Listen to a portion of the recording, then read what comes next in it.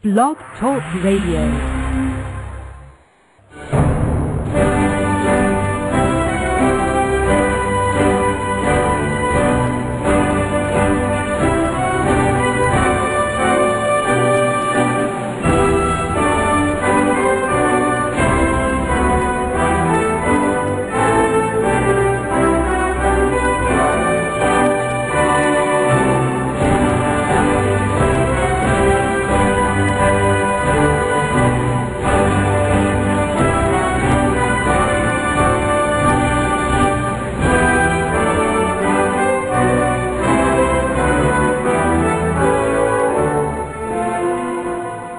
Amigos, estamos aqui de volta.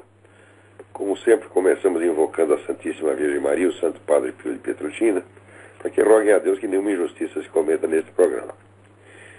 Queria lembrar aqui a vocês o curso de Filosofia da Ciência, Introdução à Filosofia da Ciência, que eu vou dar aqui em Colonial Heights, estado da Virgínia, de 3 a 8 de maio.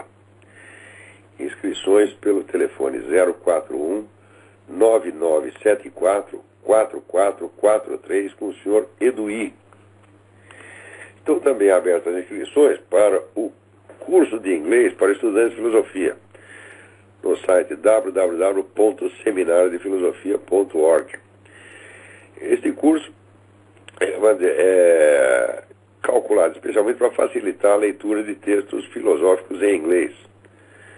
Naturalmente, escolhemos textos que são escritos não naquele inglês internacional, inglês de congresso, mas no inglês mais local ou britânico-americano, que oferece certas dificuldades.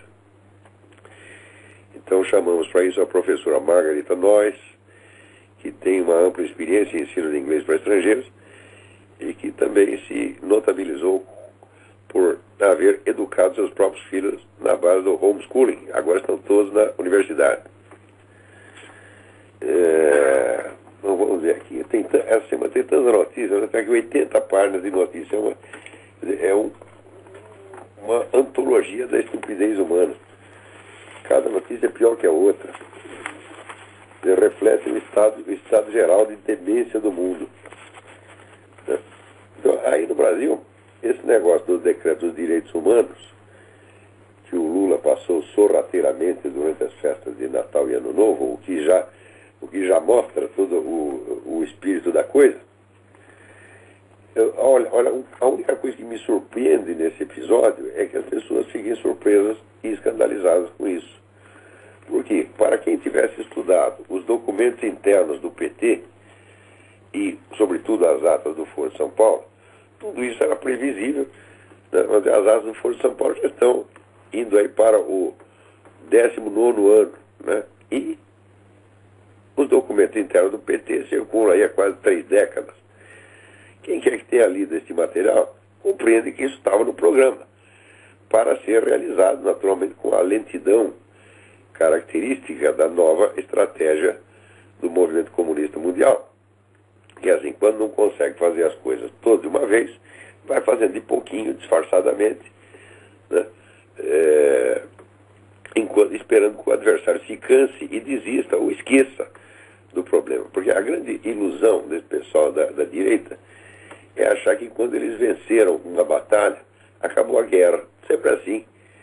Quer dizer, não existe resistência sistemática e contínua ao avanço do comunismo na América Latina. Não, existe apenas, vamos dizer, reações esporádicas e de curta duração, mas são mais assim caprichos e esperneios do que uma reação. Por exemplo, essa coisa dos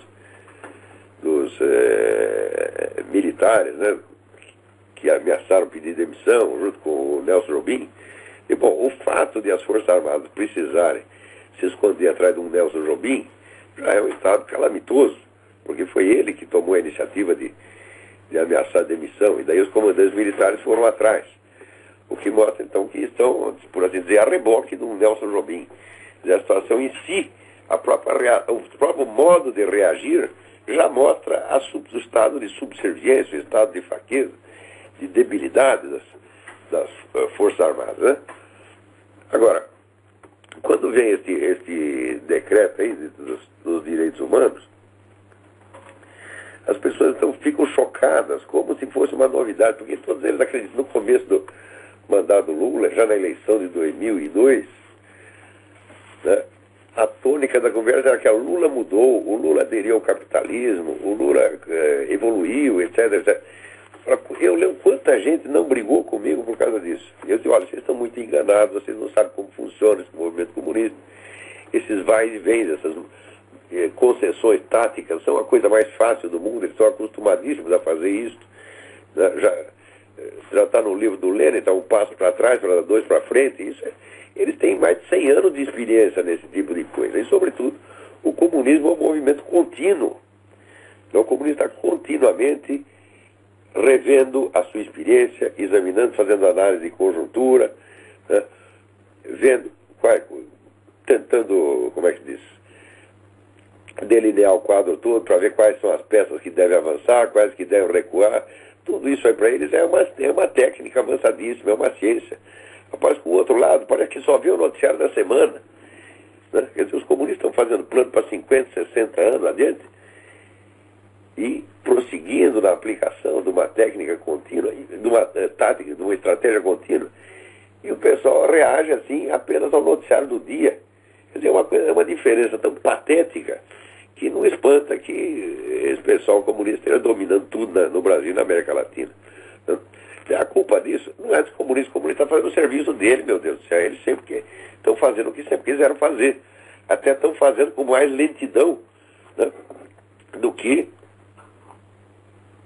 normalmente se esperaria. Agora, o outro lado, em vez de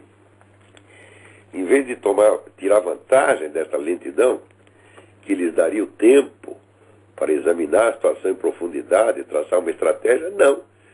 Quando passa cada ameaça, eles esquecem. É assim, como se, o perigo passou. Agora, por exemplo, estão querendo negociar, né? E o Lula já disse que ele admite negociar a parte relativa às Forças Armadas, quer dizer, punir aqueles pessoal militar dos anos 60 e 70 é menos urgente do que eliminar a propriedade privada no campo. Então ele desiste do primeiro item, desiste temporariamente do primeiro item, porque se você quer acreditar que ele desistiu de uma vez para sempre, é um idiota. Uma pessoa que disser isso merece um tapa na cara. Né? Entendeu? Nós vencemos, o Lula recuou, mas você está absolutamente louco. Né? Isso aí é pessoa que tem consciência histórica com prazo de uma semana, 3 dias e meio para frente, 3 dias e meio para trás. Esse é o máximo que esses caras conseguem conceber. E olha, eu estou falando, você vê, enquanto o pessoal da esquerda leva muito a sério os seus intelectuais, né, enche os camaradas de dinheiro e lhes dá de tempo de folga para eles poderem fazer as análises, está o tempo todo analisando conjuntura, né, e sugerindo modificações estratégicas e táticas. O pessoal da direita, sobretudo o nosso empresariado, só quer intelectuais, assim como depois propagandistas. Eles querem contratar gente que escreva bonitinho para fazer propaganda das ideias liberais. E olha, ao longo de todo o tempo que eu participei, por exemplo, do Fórum da Liberdade, que era a melhor iniciativa da direita no Brasil, perdão, aqui os camaradas obrigam você a tomar a vacina da gripe para garantir que você vai ter gripe, entendeu? É para não falhar. Né? Então,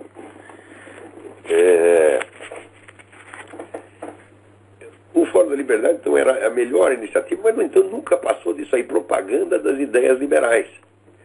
Né? Então, é só isso. Quer dizer, não tem análise de conjuntura, não tem estudo estratégico, não tem estratégia nenhuma. Quer dizer, como é que esperam enfrentar o PT? Então, quando eles começaram com isso, vamos dizer, quando eu já observava isso entre os liberais brasileiros, 15, 20 anos atrás, estava na cara que ao longo do tempo eles iam ter que acabar cedendo mesmo. Porque a ideia deles era uma convivência pacífica com o PT. Eles nunca entenderam que o objetivo do PT não é convivência pacífica. É a total destruição, ou pelo menos subjugação, do adversário.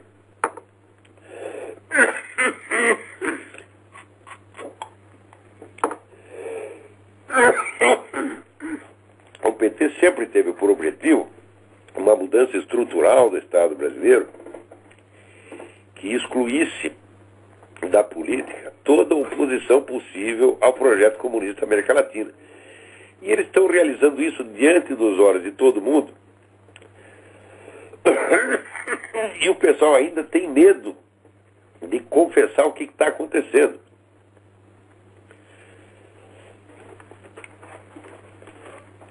Então,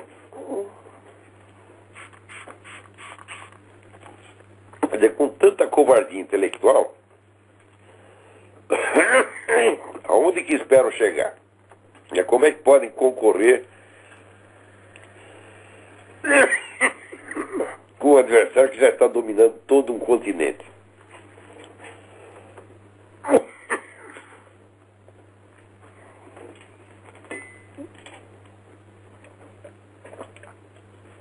Então, todos os avisos que eu dei para esse pessoal 15, 20 anos atrás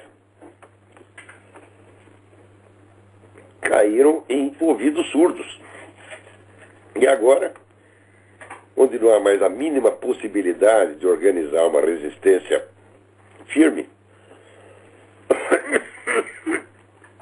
você só vê assim, uma reclamaçãozinha aqui e ali, por exemplo, na coluna do Reinaldo Azevedo. Ele faz o que pode, né? Parece um trabalho muito bem feito. Mas o que significa um jornalista dentro do conjunto da mídia que está há 20 anos empenhada em se transformar em instrumento de controle social a serviço dos partidos de esquerda? Eu estive mencionando brevemente a vocês aqui a chamada estratégia da espiral do silêncio. A espiral do silêncio é uma técnica concebida já nos anos 70 que vai muito além de tudo o que se pode entender por desinformação. Desinformação é você trabalhar uma determinada informação falsa para obter um objetivo tático de curto prazo. A espiral do silêncio, já para funcionar a longuíssimo prazo, moldando de tal maneira a imaginação pública que certos fatos se tornem inconcebíveis para a população, mesmo que eles sejam noticiados. Se você noticia a coisa uma vez, duas vezes, aquilo desaparece. Então, existe um cálculo muito bem feito entre de proporção entre o que você noticia e o que você continua noticiando. Então, por exemplo, suspeitas quanto à ligação do PT com as Farc, as pessoas até mencionam uma vez por ano, mas não tem jornalismo investigativo e ninguém vai atrás, então não se repete o assunto. Então, quando você cobra do jornal essa coisa, diz, olha aqui, nós noticiamos, nós somos pessoas honestas. E bom, você noticiou uma vez num ano. Agora,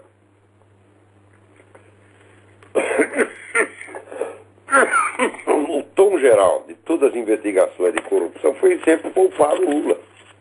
Então, por isso que o Lula está com 80 nessa questão de confiabilidade. Na verdade, isso não é uma confiabilidade, isso é apenas uma falta de alternativa.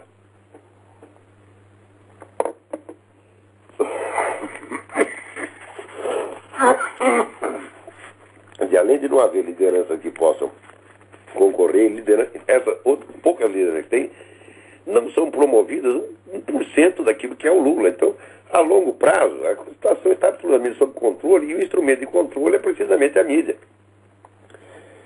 Quando essa política da esquerda, por exemplo, se volta contra a própria mídia, tentando estrangular e controlar, é claro que existe uma reclamaçãozinha aqui ou ali, mas no fundo eles já concordaram com isso.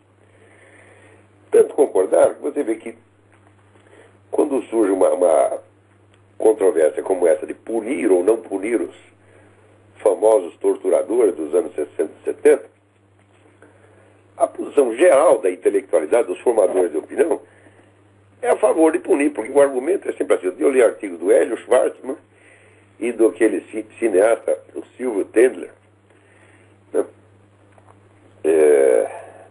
Que é um sujeito pelo qual tem um desprezo pessoal ilimitado, cada conduta dele no episódio que eu assisti, que não vem ao caso agora.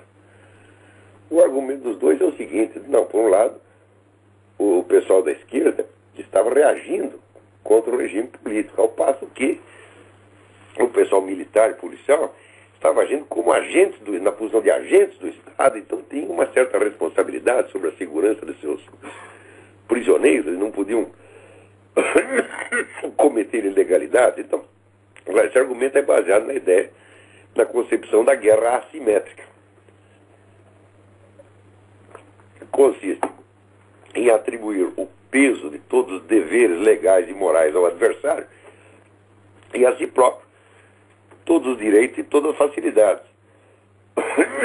Quando você vai examinar com direito, você vê que esse pessoal terrorista tinha tribunais, eles julgavam as pessoas e condenavam à morte, inclusive seus próprios militantes. O Reinaldo Azevedo acabou de dar uma lista de 10 aqui, camaradas que eram militantes de esquerda, que foram condenados à morte pelos tribunais revolucionários. Ora, se o sujeito constitui um tribunal revolucionário, julga e condena as pessoas à morte, ele também está agindo como agente do Estado. Então a responsabilidade dele é exatamente a mesma.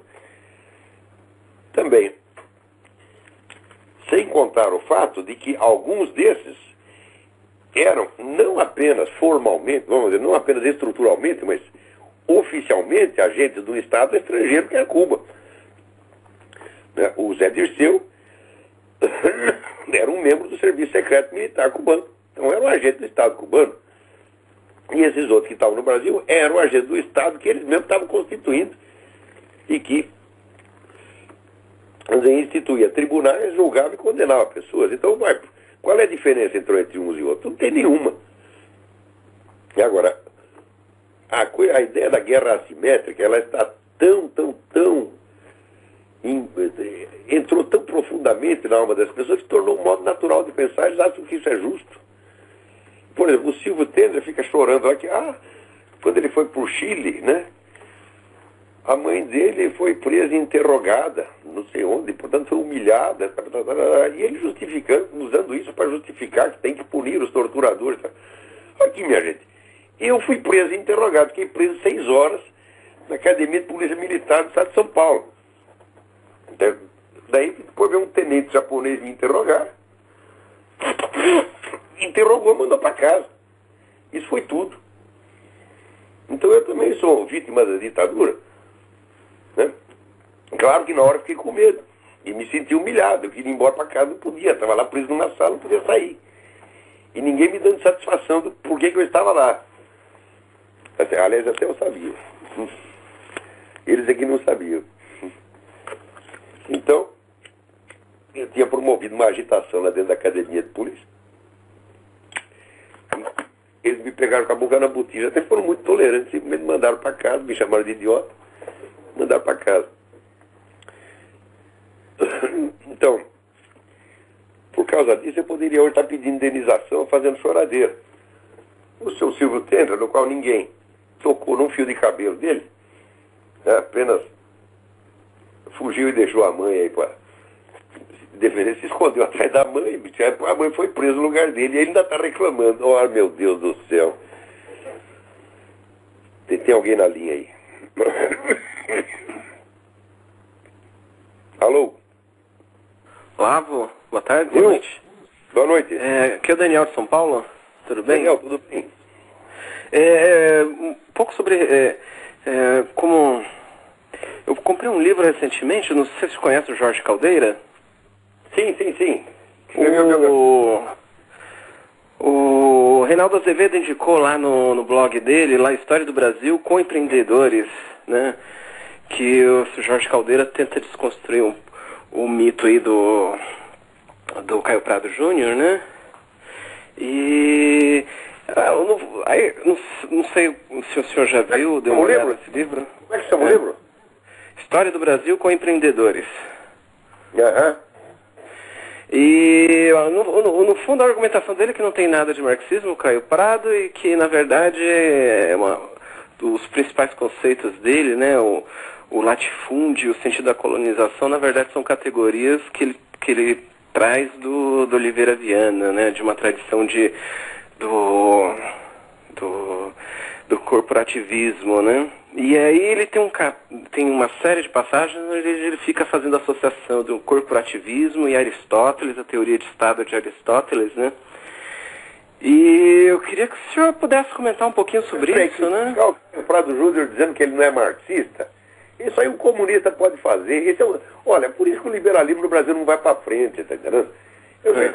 Eu conheço o Jorge Caldeira, até um sujeito inteligente, mas esse pessoal é fraco. O Caio Prado Júnior, por menos que conhecesse marxismo, conhecia mais do que o Jorge Caldeira. Tá certo? E ele teve ele usar um ou outro conceito de fora do marxismo, mas você vai acusar ele do pecado de não ser suficientemente marxista? Isso é crítica que um liberal faça, porra. O que é isso? É sempre essa ilusão que o liberal tem de que ele vai dividir o adversário. Eles faz 40 anos que estão tentando isso, né? Quer dizer, tentando se fazer de mais esquerdista do que o comunista, para ver se divide os comunistas. Que estupidez! Eu não quero nem saber desse livro, eu não quero mais ouvir essa conversa. Eu já estou com 62 anos, meu saco já estourou, já costurei várias vezes, tá entendendo? Né? Já fiz uma prótese aqui, coloquei um saco de borracha para poder estender, tá, né? E não aguento mais. Eu não aguento mais liberal brasileiro. É o pessoal fraco, molenga, fraco intelectualmente, fraco moralmente, tá certo? É gente que não merece 2 minutos de atenção. E são culpados do Brasil ter chegado nesse ponto. São culpados porque eu os avisei de tudo, com 20 anos de antecedência. Avisei, tracei o caminho, o que era para fazer, não quiseram ouvir porque são orgulhosos, imbecis. No Brasil, qualquer sujeito tem um pouquinho de dinheiro no bolso, que ele herdou do pai, acha que sabe tudo. Não tem respeito pelo conhecimento. Agora, quer intelectuais para escrever o que ele manda. Empresário no Brasil contrata intelectual para escrever o que ele manda. Não tinha um sujeito que me ofereceu dinheiro para escrever em favor do PFL, pô, que eu mandei enfiar no cu? Hã? Eles gostam de intelectual do aluguel. Eles gostam assim de menininho que faz propaganda liberal.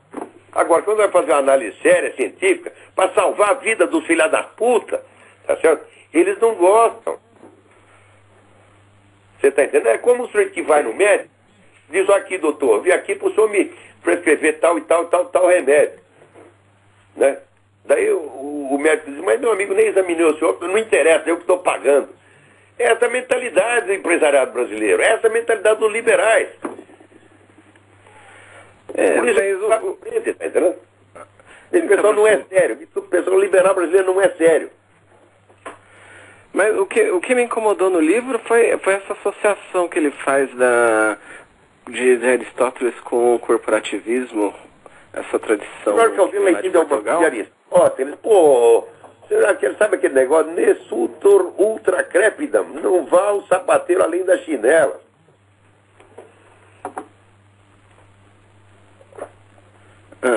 Você achava, fundamento aristotélico do corporativismo e puta que pariu.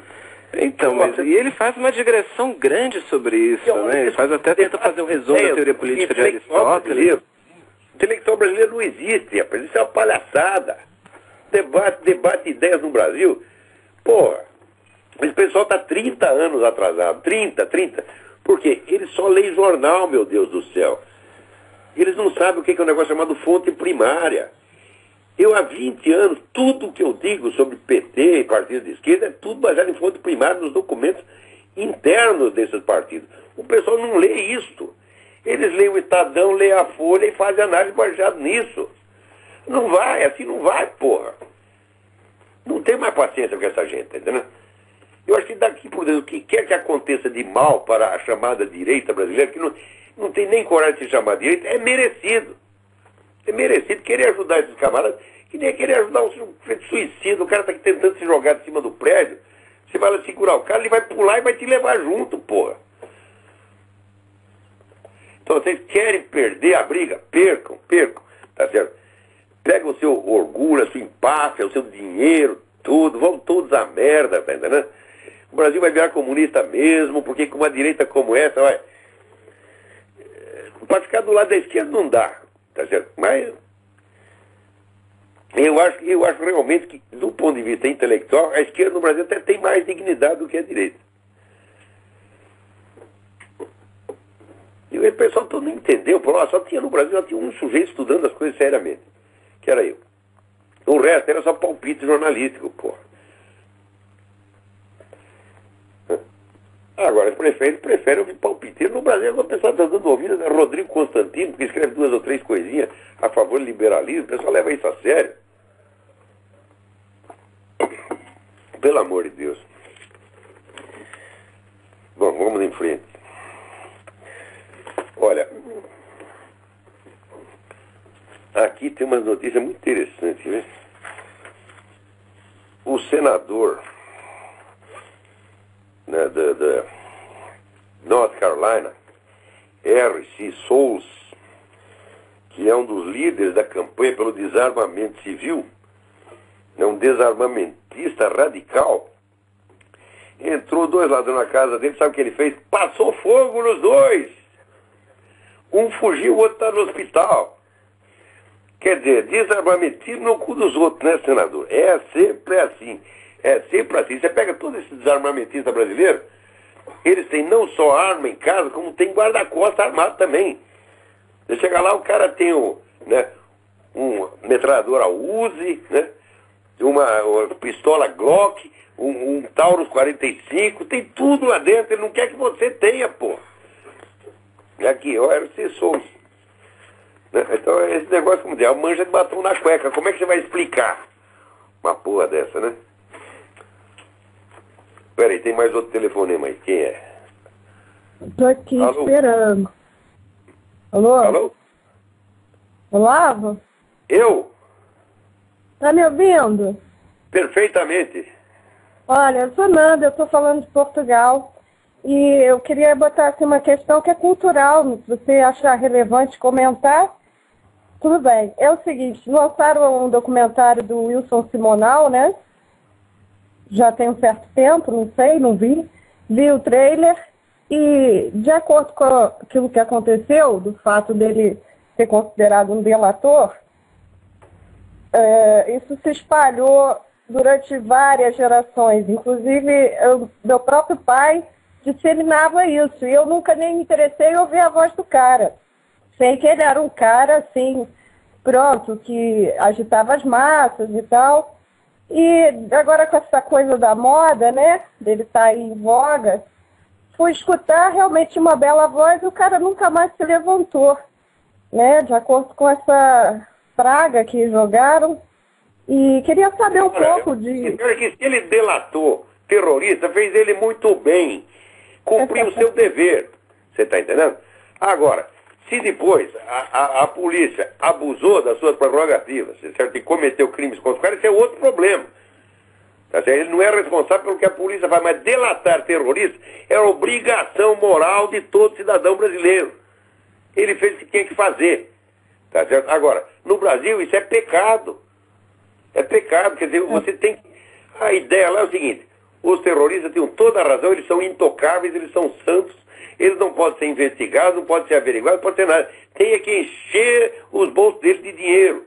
Do dinheiro suado do trabalhador. O Brasil tem tudo pro bolso deles por causa dos crimes que eles fizeram.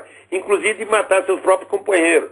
Ou de matar um prisioneiro, né, como o Lamarca matou, esmigalhando a cabeça do sujeito acoronhado. Tem que ser premiado por isso. Agora, as vítimas que foram explodidas, que voaram em pedaços, um morreu, outro perdeu a perna, as vítimas nunca vão receber nada. Quer dizer, a coisa de um maniqueísmo tão grosseiro, né? Todo o bem está de um lado, todo o mal está do outro, que não dá nem para conversar. Agora, esses camaradas são absolutamente fanáticos, eles são psicopatas. A marca característica do psicopata é a incapacidade de se identificar com o sentimento alheio. Só eles têm sentimento. Eles são sempre as vítimas, são sempre os coitadinhos, e os outros são sempre os malvados. Não importando o que fazem. Quer dizer, o mal e o bem já não se mede pelos atos, se mede pela autoimagem do cara. Né? Se ele tem uma autoimagem esquerdista, ele está santificado. E se ele tem uma autoimagem direitista, ele é o condenado do diabo. Assim não dá, pô. Tem que restaurar assim, a dignidade aí do Wilson Simonal. Mesmo não defendendo, dizendo que ele não foi delator, ao contrário, foi delator sim e fez muito bem. Eu me arrependo, eu podia ter delatado gente naquela época, não fiz. Não fiz porque eu ainda me sentia comprometido, embora não fosse mais da esquerda, sentia comprometido por amizade. Então eu, por amizade, eu estava acobertando criminosos. Né? Escondi gente em casa. Né? Gente estava sendo perseguida pela polícia, devia ter entregado. Se fosse hoje, entregaria. Corri risco por causa desses filhos das putas. Né? Escondi, camarada, tinha lá, não vou dar o nome agora, mas o que estava estocando bomba desde 65. Né? Fui esconder a bomba pro filho da puta. Hoje, delataria. Né? Mas naquela época eu estava chantageado moralmente pela amizade dos caras. Né? É uma vergonha para mim. Eu me arrependo profundamente disso. E estou até hoje tentando me limpar da merda que fiz naquela época. Ó, não matei ninguém, não soltei bomba em parte alguma, tá, mas ajudei, escondi, menti por causa dos caras, devia ter entregue todo mundo. Eu, nos anos 67, 68, só a lista dos meus conhecidos, se entregasse, acabava com a guerrilha em um dia. E isso esteve na minha mão e eu não fiz.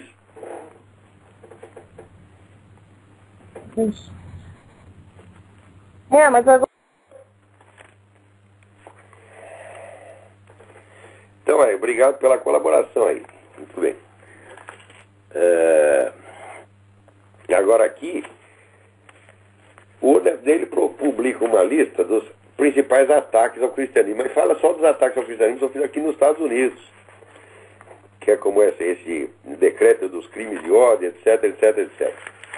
Ora, de fato, a situação aqui para os cristãos não está muito boa, mas quando você vê a coisa pelo mundo, olha aqui, chegou o relatório do Vaticano, só de missionários católicos morreram 30 no ano passado.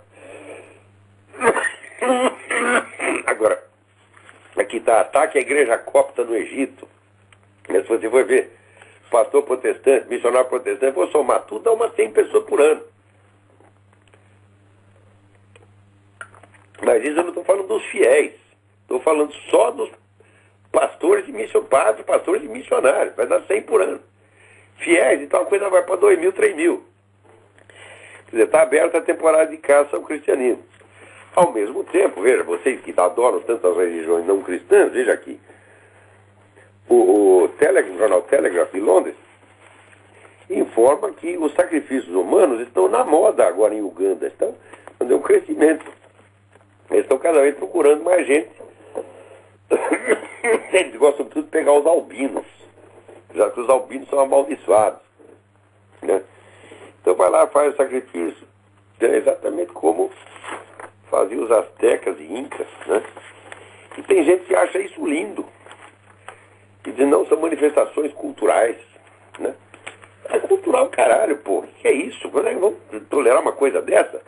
Não vê esse caso do menino aí que botaram 40 agulhas lá no corpo dele? O mundo inteiro, no mundo inteiro, se informa que isso foi feito num ritual de candomblé. No Brasil, não. Eles usam eufemismos. Porque você não pode atacar as religiões afro. Eu digo, oh meu Deus do céu. Olha, essas religiões afro só fizeram mal para africano. Tá certo? Porque assim, o mais forte pega o mais fraco e sacrifica. Tá certo? E você vê, aqui nos Estados Unidos, os negros tiveram a inteligência de se converter todo ao cristianismo. E vai ver aqui, 80% dos pastores protestantes é tudo preto. E com isso, eles se promoveram socialmente. Quem foi o grande líder deles? Martin Luther King. Era um pai de santo? Não. Era um pastor protestante.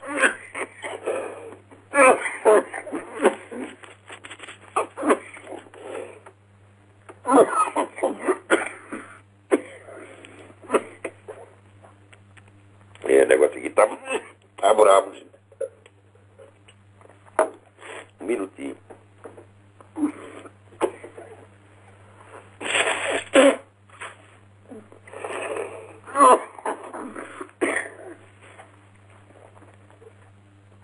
Agora, o Obama pegou aqui vários satélites da CIA que estavam espionando terroristas e mandou desviar. E agora os satélites vão observar os ursos polares. O gelo lá está derretendo, os ursos estão afogando, né, coisa que não está acontecendo absolutamente. A calota polar está aumentando, mas alguém disse para o Obama que os ursos estão em risco. E então desviou o satélite preocupado com o problema dos ursos. Quer dizer, você vai dizer que o sujeito faz isso porque é burro? Não, não é possível. Ele faz isso porque ele é muito inteligente. Ele se faz de burro. É assim como o Lula também. Peraí, tem mais alguém na linha aí. Alô? Alô? Sim. Olavo. Boa noite.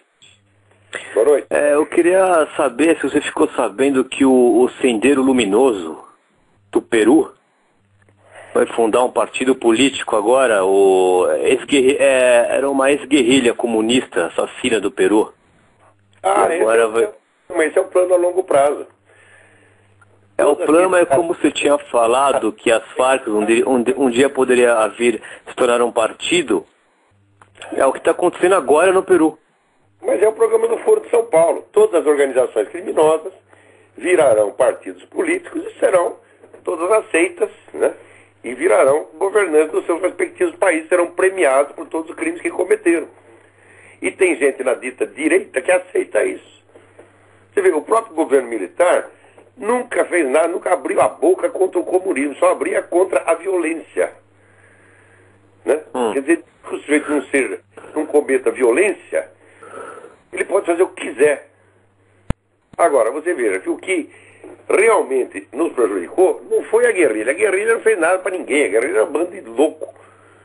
Agora, a guerrilha serviu de boi de piranha. Quer dizer, enquanto o governo ia atrás da guerrilha, o Partido Comunista se organizava na base da estratégia gramsciana, ocupava todas as universidades, ocupava todos os postos na mídia, mediante, vamos dizer, aquelas técnicas de boicote que eles são tão hábeis em praticar, e esses hoje estão ganhando. Então agora querem fazer a mesma coisa na escala da América Latina inteira e vão fazer. Eu li um livro aqui, chama Os Sete Chefes do Império Soviético, né? Derrotar o comunismo. O comunismo não pode ser derrotado, ele só pode ser destruído ou nada. Ou você destrói o movimento comunista, ou ele vai acabar com você. Derrotá-lo não é possível. Concorrer com ele em eleições não é possível. É preciso, a mentalidade revolucionária tem que ser extirpada do mundo. Tem que haver, vamos dizer, um esclarecimento tão profundo, tão vasto, que mostra o caráter criminoso dessas pessoas, que as criminalize, que as exclua dos meios sociais decentes, de modo a eliminar a possibilidade dessas ideologias voltarem a aparecer e crescer sob quaisquer disfarces. Sei. Você vê que na Polônia, que sabe o que é comunismo, que viveram o comunismo, acabam de proibir o uso de qualquer símbolo comunista. É o que tem que fazer. Que nem na Romênia, né? Como é? Na Romênia também fizeram isso. Não sei, na Romênia está vendo. Se fizeram muito bem. E eu queria abordar... Já pensei do B, o Partido Maoísta. Como é que pode ter um partido maoísta, meu Deus do céu? É a mesma coisa que ter um partido nazista. Quer dizer, um partido Exatamente. Como é que ele pode permitir que isso exista e querer concorrer com eles em eleição? Exatamente. Isso é a mesma coisa, porque se você entra em casa, tem lá um bandido estuprando sua filha, e você sente que ele discute o Código Penal com o cara, tá entendendo? É a mesma coisa. Essa gente tem que o que eles querem fazer agora naquele Direitos Humanos, o fazendeiro discutir com o invasor. Mas, não, é pior, o invasor que vai julgar a questão. O sujeito invade e em seguida ele é chamado para compor, né? Na comissão que discutir o assunto. É que nem o soviete da ex-União Soviética. E daí você faz uma comissão de raposa para julgar o assunto, porra. E você viu os outros artigos do programa? O tratamento preferencial de bissexual, trans, homo e travesti no serviço público de saúde? Mas é uma injustiça, porque, diga, e os sadomasoquistas não têm direito à representação? E os caras que tenta dar... o sexo bestial, você que gosta de transar com cabrito, com jumenta, ele já falou, diz que tem saudade do tempo em que os meninos comiam as jumentas. Então eu acho também que aqueles que apreciam sexo com jumenta também têm a sua representação, junto com a digníssima, isso é, com a jumenta. Isso aqui é uma loucura absurda, assim. Os caras que gostam de comer cocô, por que não vão ter representação no parlamento e nos ministérios?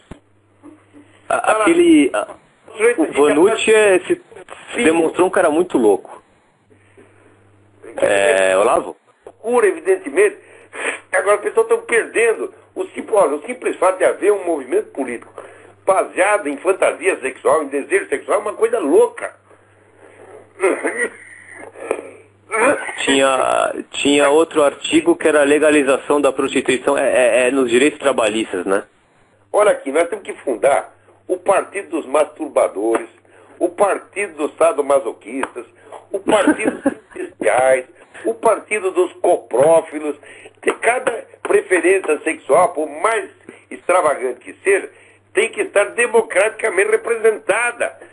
Tá certo? E daí, junto, portanto, com os seus companheiros ou companheiras de cama, vai lá o sujeito, né, na recepção presidencial do ministério, vai ele e o porco espinho, com o qual ele se apaixonou e que é a sua digníssima esposa.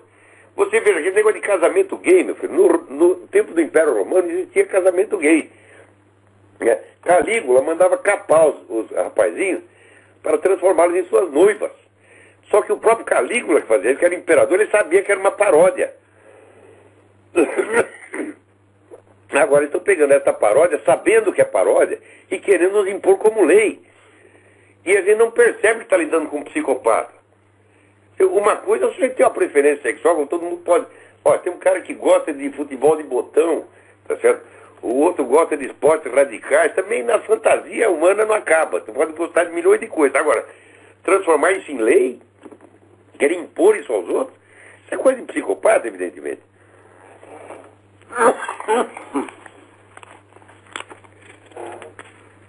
E agora, aqui também me chega a notícia de que o Ministério Público de Honduras está montando um processo lá contra os militares que diz que expatriaram os Zelaya. Na verdade, não expatriaram coisíssima nenhuma. Eles têm ordem de prender os Zelaya. Chegar na hora, ficar com dó do cara e deixar ele fugir.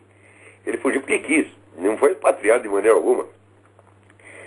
Mas, como a turma da esquerda perdeu no confronto entre os organismos internacionais e o governo de Honduras, e depois perdeu também na eleição, agora eles partiram para o plano B. Qual é o plano B? É a estratégia lenta. No conjunto eles perderam. Então agora o que nós vamos fazer? Nós vamos começar a pegar um por um dos nossos inimigos e no curso de apenas 40 ou 50 anos acabarão com todos. Que é o que eles fizeram no Brasil. A guerrilha perdeu? Bom, tudo bem. Daí você passa 40 ou 50 anos perseguindo um por um, até destruir todos. Como o outro lado não tem nenhuma organização e nenhuma estratégia contínua, o partido acaba vencendo pela simples continuidade. Aquele que continua batendo sempre acaba ganhando, porra. Mesmo que bata pouquinho, né, você continua batendo um pouquinho. O outro te deu uma porrada e derrubou no chão. Daí você vai lá e começa a dar um soquinho nele. Né, mas não para. Chega um dia o sujeito cai. Então é assim. Eles vão dizer, no confronto direto, esse pessoal comunista nunca foi muito bom, não. Mas nesse negócio de continuidade, de ficar roendo pelas beiradas, eles são magistrais. Agora estão, perderam a briga em Honduras, vão começar a roer pelas beiradas.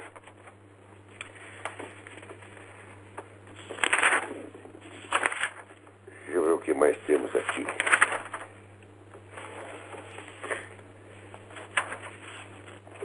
Olha aqui, sai um artigo do Newsmax que eu recomendaria para vocês. O autor é o Arnaud de Boschgrave.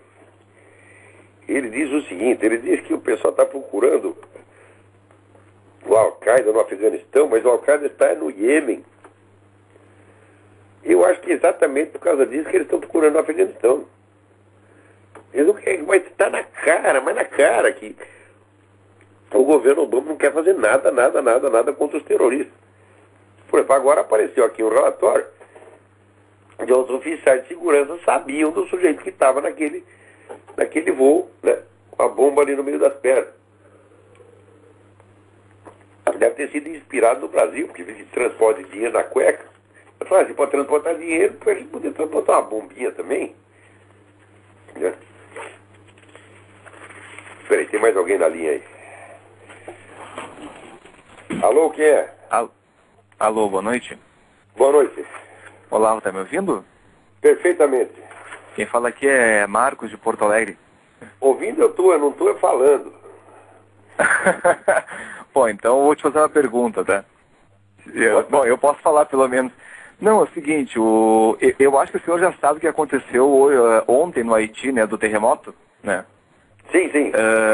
Sim, bom, o que chega lá de notícias não é nada bom, na verdade. E sempre vem à tona aquela questão do, por que isso aconteceu, essas coisas, né, essas grandes tragédias que levam tantas pessoas à morte e acabam com tantas famílias, tantas vidas e tudo mais, né? E eu estava relembrando esses tempos sobre essas, que muitas vezes também o senhor já falou, sobre aquelas aparições da Virgem Maria, né? De que ela fala e que ela comenta em várias ocasiões, não com essas palavras, mas dessa forma o seguinte, por exemplo, que se as pessoas se afastarem do meu filho Jesus Cristo, o braço dele se soltará.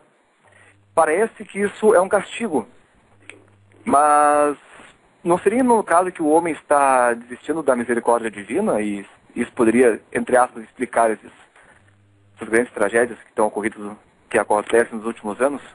Olha, eu não sou um cara muito bom para penetrar os desígnios, né, da inteligência divina. Eu não tenho muita capacidade para isso. Sim, claro, mas o que se pode dizer sobre isso daí? Mas quando é dada uma indicação muito precisa, muito formal, olha, se não fizer tal coisa, vai acontecer tal outra, e tal outra acontece exatamente tal e qual, aí não tem como escapar. Tá certo? Eu aqui no caso da aparição de Fátima, quando ela diz, olha, se não fizer tais e quais coisas, daqui tanto tempo vai ter uma outra guerra, que será anunciada por um fenômeno astronômico estranho na Europa. E de fato a coisa aconteceu. Foi um fenômeno muito estranho, umas luzes esquisitíssimas no céu de Paris, e uma semana depois estoura a guerra. Daí não tem, aí como a banja matou na cueca, meu filho, não tem como esconder. Agora, mesmo assim, tem gente até dentro da própria igreja que quer esconder. Né? Então, agora, não sei se nesse caso do Haiti, como é que podemos explicar. Eu não sei de nenhuma profecia que tivesse anunciado isso. Então, quando a coisa acontece sem aviso, né, eu acho que não há uma intenção específica da providência nesse caso. Não, mas que existem várias situações em que existe uma espécie de alerta para o mundo. Eu não estou falando especificamente neste caso, eu peguei isso como exemplo, porque já estão falando até em 100 mil mortos, até mais, que é um absurdo, né? É uma matança geral. Então, assim, parece uma espécie de sinal dos tempos, isso que eu pensei. Então, na questão seguinte, de que o homem se afastando de Deus estaria, digamos, se deixando levar pelos eventos sem ter por onde navegar, vamos dizer assim, né? Sem ter o norte de orientação. Só que as pessoas veem isso como um castigo e não como uma... Eu acho que o raciocínio ele não está errado. Você pode associar uma coisa com a outra, né? Porém, como houve uma profecia explícita com relação a esse caso, então nós sempre vamos ficar com um ponto de interrogação na cabeça. Né? Mas nos casos em que houve profecia, e eles são muitos, não tem como negar. Tá certo, então. Obrigado. Tá bom, Deus te abençoe. Um abraço. Tchau, tchau. Tem mais alguém na linha, vamos lá. Alô? Alô, é Nilson? Alô, é Nilson? Oi, Nilson. Tudo bem? É do Rio. Eu queria fazer uma pergunta análoga à questão do tabagismo. Eu queria saber se o controle da alimentação para evitar o excesso de gordura corporal também não faz diferença para a saúde humana. Olha,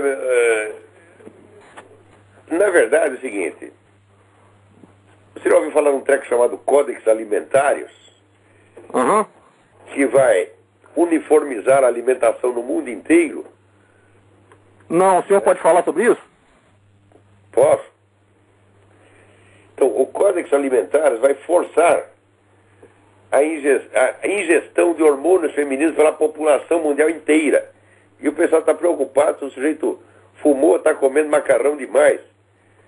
Ah, meu Deus do céu. Né? Aqui eu já falei para vocês, a dose de testosterona média da população baixou 50%, graças ao consumo de soja. Nos anos 60 todo mundo dizia que, não, você para de comer bife, coma soja. O pessoal que comeu soja está tudo broxa já. Agora, quando baixa testosterona, não é que você fica... Né? Você não fica viado, mas você fica burro, você está entendendo? Então, tudo isso está acontecendo graças a esse pessoal que promete nos proteger contra doenças. E a melhor coisa é a seguinte, quando tu fica doente, tu procura um médico da sua confiança, se ele não te curar, você procura outro, e outro, e outro, e outro, e outro. Né? E eu nunca acredito nessas autoridades mundiais da saúde. Eu estou falando negócio da gripe, isso aqui não é brincadeira. Para entrar aqui nos Estados Unidos, tem que tomar vacina de gripe. Nunca mais parei de ter gripe, porra. É verdade que o clima aqui é muito pior. Mas antes não era assim. Então, e agora, esse negócio dessa vacina da gripe suína, que junto vem o vírus da gripe aviária e está matando gente pra caramba. Então, olha, o que diz, essas advertências médicas, não coma isso, não faça aquilo, eu quero que eles todos vão lamber sabão, você está entendendo? Eu acho que assim, a medicalização da sociedade mata mais gente do que qualquer doença. Tem que, vamos dizer, a classe médica não deve ter autoridade para legislar sobre a sociedade. É verdade. O Lenin já dizia que a medicina era o keystone do comunismo, não é? Mas exatamente. A medicina é um instrumento de controle social temível. Uhum. Olha, eu fui editor de revista médica durante 8 anos. Eu conheci a classe médica de São Paulo, os caras mais importantes. Olha, de cada 100 que eu conhecia, tinha um bem intencionado. Um. O resto é tudo, ó, não digo que fosse picareta praticando, mas a mentalidade era de picareta.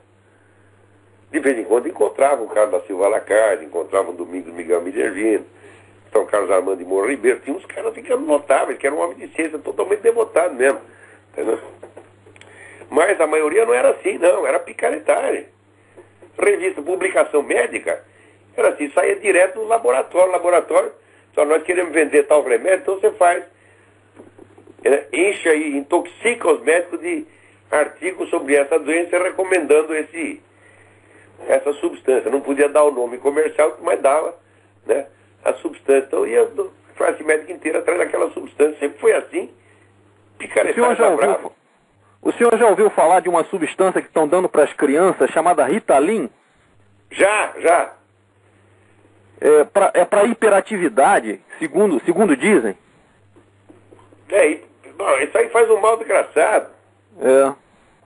Aqui, se você for ver o dano que os remédios que eles chamam aqui prescription, né, que é o remédio que tem que ter a assinatura do médico, estão matando mais gente do que as drogas, porra. É verdade. Tem que tomar cuidado. Olha, médico é um profissional como qualquer outro. O médico não é o enviado do senhor que você tem que confiar nele. Você tem que consultar 2, 3, 4, 5, 10 médicos. Entendeu?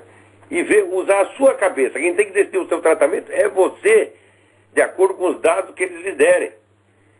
Olha, em São Paulo aconteceu uma vez eu fui fazer lá um check-up e deu que eu estava com um problema cardíaco, precisava operar no dia seguinte. Saí correndo para o hospital, né? Daí os caras fizeram os exames, não tem nada. Não tinha nada. É um negócio incrível. Outra vez eu tive o único problema sério de saúde mesmo que eu tive foi pedra na vesícula. A pior dor do mundo. Eu estava num trem e deu um ataque da pedra na vesícula. Os caras queriam me levar para o pronto-socorro para me operar do coração. E eu falei, vocês não vão fazer isso, vocês vão me matar. E eu tive que assinar um papel dispensando os caras da responsabilidade, porque eu tinha certeza que não era infarto aquele negócio. Agora a pessoa, se for lá no pronto-socorro, abre meu coração, ela é pronto. O que é isso, porra? Tem que tomar cuidado com essas coisas. Agora, médico gosta de assustar as pessoas. Não faz tal coisa que você vai morrer. Ah, meu Deus do céu. O que é isso? O senhor eu não sei se o senhor sabe que o Michael Savage, ele já disse uma vez no programa dele que 99% dos casos de autismo são manipulação, não existem. Eu também acho isso. Tem criança solitária, não se comunica durante um tempo, de repente liga e começa a falar, porra. Eu vi um dos meus filhos, não vou dizer como, até os 4 anos não falava uma palavra, não se relacionava com ninguém. De repente começou a falar que não parou mais, porra. Para compensar, minha primeira filha começou a falar com 7 meses e não parou até hoje também, né? Então é isso aí. Olha, agora aqui, antes de acabar, tem que... Você veja, os democratas aqui estão com medo de perder a próxima eleição. Então o que eles vão fazer? Vão mudar a regra do jogo. E inventar o registro eleitoral universal. Significa o seguinte, eles pegam todos os órgãos do governo, pegam o Social Security, né, os hospitais, a polícia, todo mundo que tem ficha aí, vocês emitem título de eleitor. Eles vão espalhar título de eleitor para todo mundo, inclusive imigrante ilegal. Ora, aqui o voto não é obrigatório. Tá certo? Então, porque o pessoal inclusive tem preguiça de tirar o título de eleitor. Então vota quem quer. Agora, isso aí, se der voto para todos os imigrantes ilegais, todos vão votar no democrata. Então eles estão inventando um jeito, estão copiando a fórmula petista. Tá? Eles querem chegar no poder para nunca mais sair de lá, pô. Não através da concorrência leal, mas precisamente da concorrência desleal. Então é isso, eu acho que o nosso tempo acabou. Né? Vocês desculpem aí as tossidas e as fungadas, mas é o que eu pude fazer para o momento. Então até a semana que vem. Muito obrigado.